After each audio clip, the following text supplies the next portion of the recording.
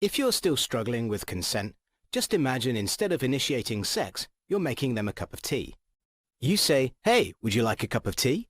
And they go, "Oh my God, I would love a cup of tea, thank you." Then you know they want a cup of tea. If you say, "Hey, would you like a cup of tea?" And they're like, I'm not really sure. Then you can make them a cup of tea, or not, but be aware that they might not drink it. And if they don't drink it, then, and this is the important bit, don't make them drink it. Just because you made it doesn't mean you're entitled to watch them drink it. And if they say, "No thank you," then don't make them tea. At all. Just don't make them tea.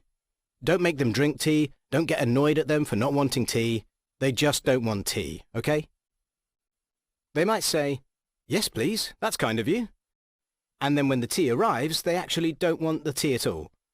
Sure, that's kind of annoying as you've gone to all the effort of making the tea, but they remain under no obligation to drink the tea. They did want tea, now they don't.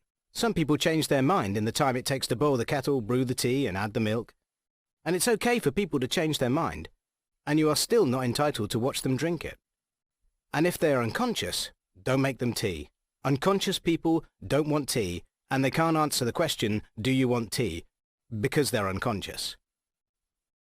Okay, maybe they were conscious when you asked them if they wanted tea, and they said yes, but in the time it took you to boil the kettle or brew the tea and add the milk, they are now unconscious.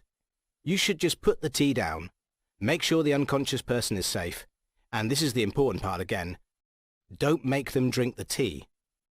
They said yes then, sure, but unconscious people don't want tea. If someone said yes to tea, started drinking it, and then passed out before they'd finished it, don't keep on pouring it down their throat. Take the tea away.